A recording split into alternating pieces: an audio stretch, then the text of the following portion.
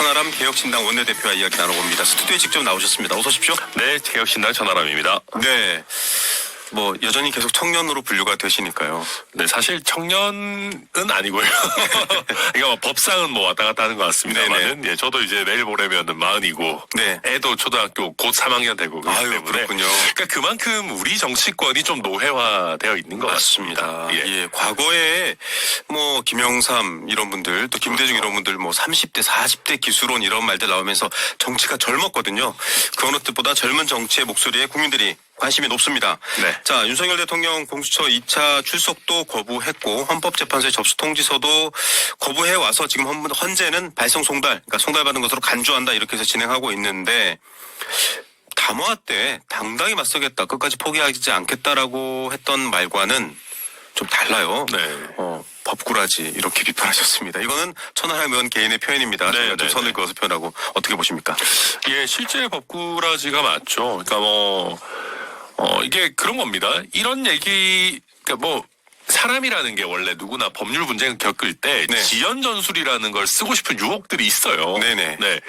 근데 지연전술을 많이들 쓰지만 네. 그럴 거면 내가 당당히 맞서겠다라는 말이라도 하지 말아야죠. 네. 그리고 이게 나중에 되면은 예전에 박근혜 전 대통령 그 탄핵 심판할 때 그때 헌재 결정문에도 보면 네.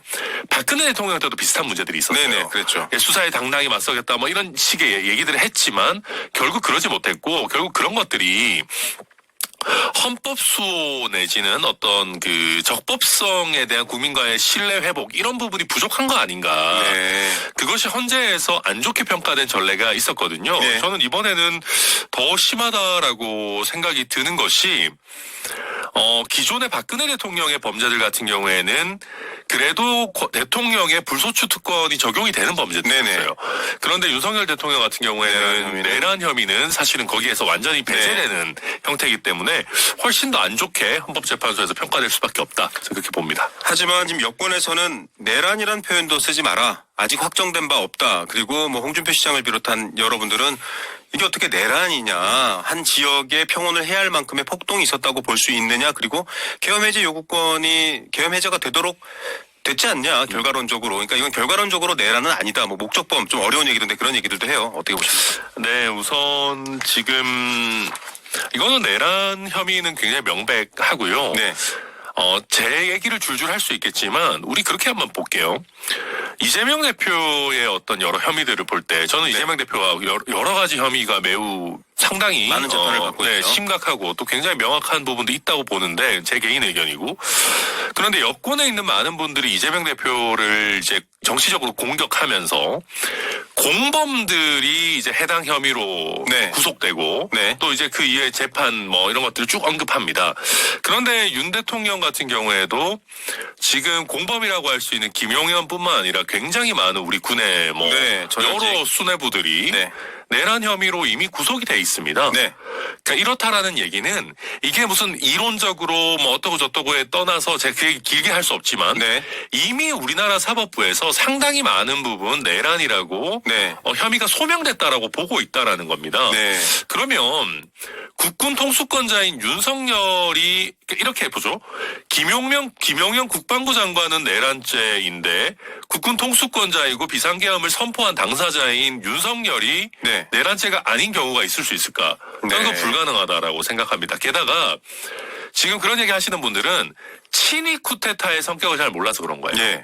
그러니까 친위 쿠데타가 아니고 내가 이제 국군 통수권자가 아닌데 나라를 접수하려고 하면 대규모의 군대 투입이 필요하고 군대가 서로 대치하고 한 지역의 평온이 실제로 많이 침해되겠죠. 12.12처럼. 12.12 군사반란처럼 군 일부가 당시 대통령이 있었지만 권력을 찬탈해야 되니까요. 군과 군의 충돌이 있죠. 그런데 친위 쿠데타의 경우에는 그 충돌이라는 범위가 굉장히 제한되는 겁니다. 내가 대통령이니까 군을 크게 동원할 필요가 없고 국회나 선관이나 대법원이나 이런 나를 견제하는 헌법기관들을 힘으로 무력화만 시키면 되는 거거든요. 그게 정확히 이번 사건에서 있었던 겁니다. 예, 국회에 군대 가고. 내란은 저는 아주 명확하다. 그렇게 네, 봅니다. 알겠습니다. 친위 구태타까지 설명해서 말씀해 주셨고, 어쨌든 이런 부분들을 헌법재판소에서는 또 탄핵 심판이 진행 중이겠지만 수사기관의 수사도 있는데 공수처가 우동훈 처장의 입장은 좀 미온적이다 이런 비판들이 나오고 있습니다. 뭐 소중한 시간을 내달라 이런 표현도 있었고요. 어떻게 보십니까? 물론 어쨌든 국민의 굉장히 많은 숫자의 선택을 받은 대통령이기 때문에 어쨌든 제 그렇죠. 권한이 정지돼 있다 해도 일정 부분은 특수성이 있습니다. 네. 그러나 저는 공수처장이나 뭐 홍준표 시장이나 이런 분들도 좀 아셔야 되는 것이 아까도 말씀드렸지만 내란 혐의는 대통령의 불소추 특권에 있어서 보호가 되지 않아요. 네.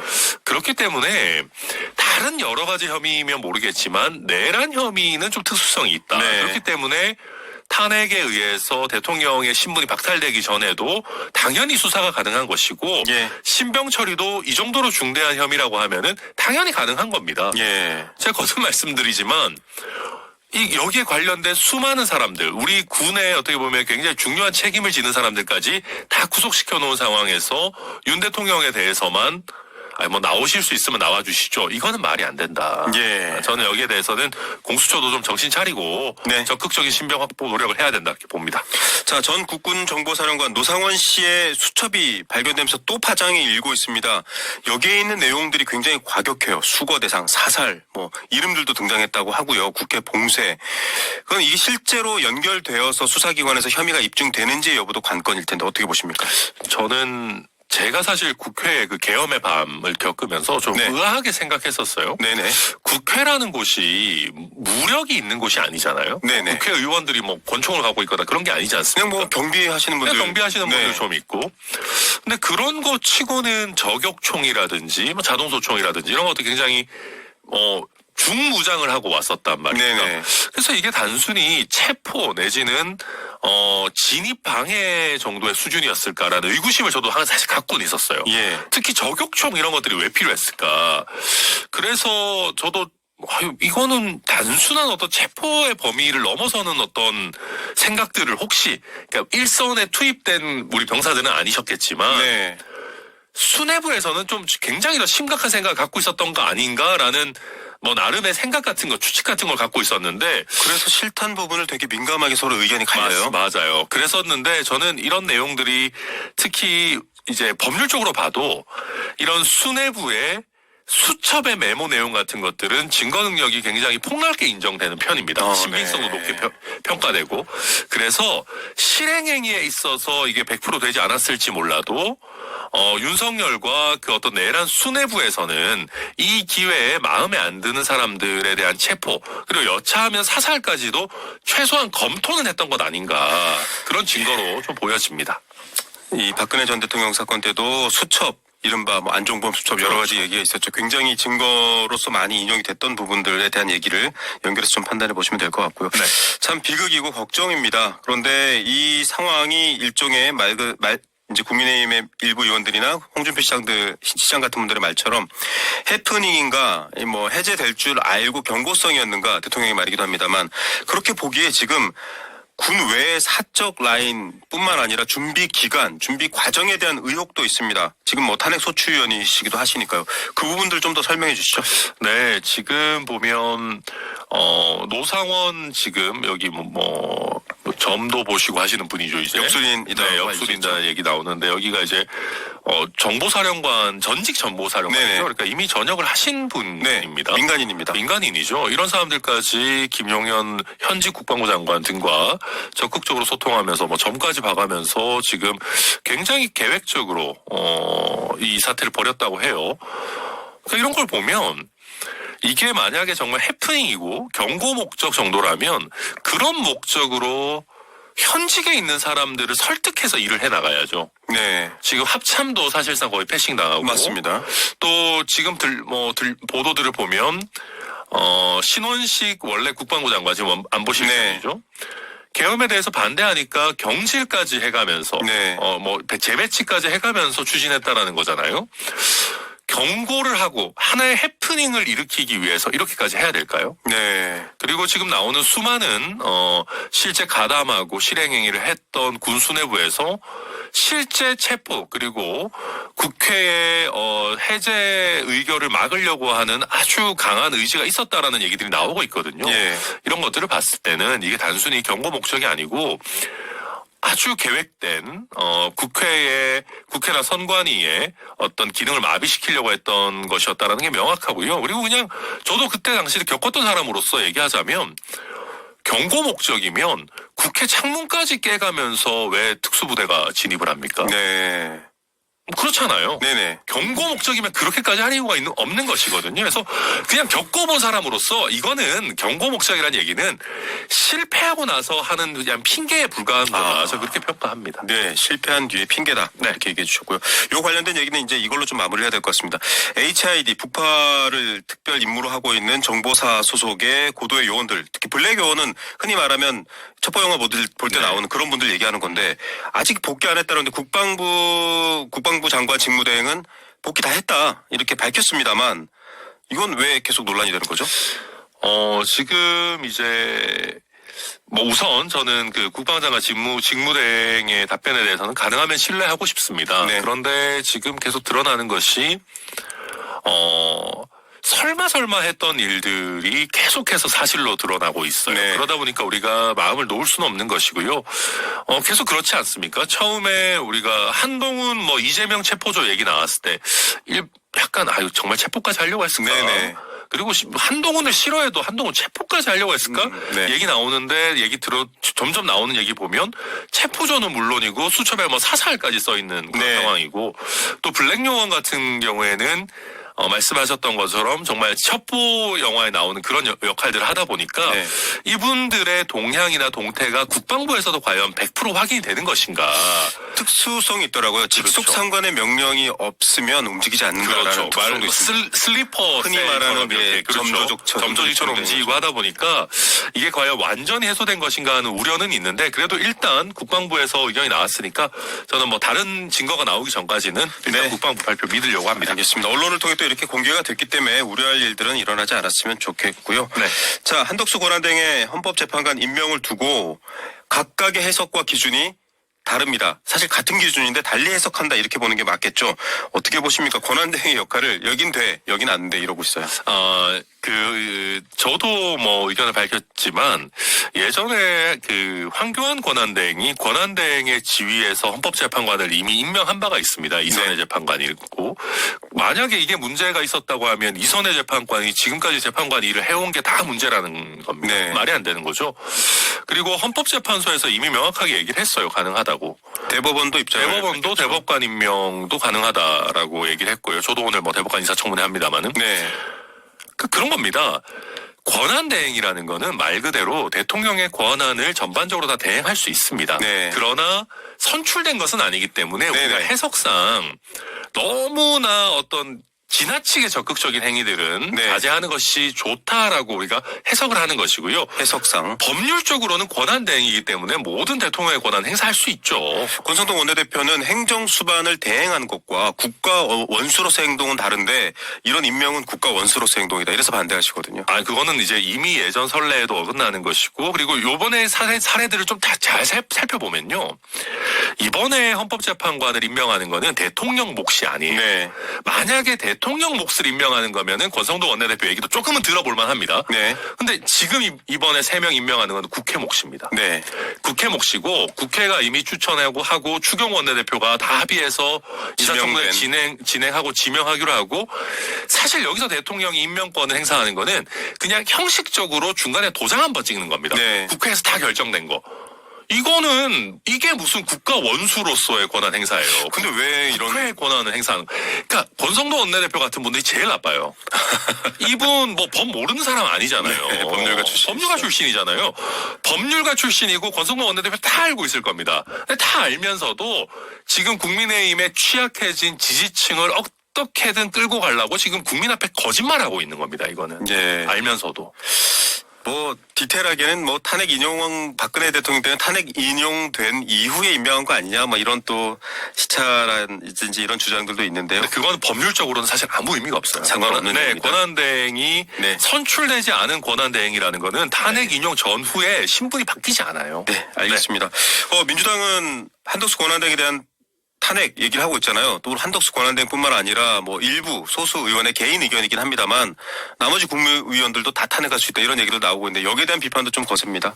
네, 저는 나머지 국무위원 다 탄핵해서 뭐 국무회의 자체를 무력화시키고 뭐 우리가 무조건 법안 발의되도록 해야 된다. 이런 거는 정말 나쁜 얘기라고 생각합니다. 네. 정말 잘못된 얘기고요. 그렇게 하면은 대한민국 정부 자체가 붕괴가 되는 건데 네네.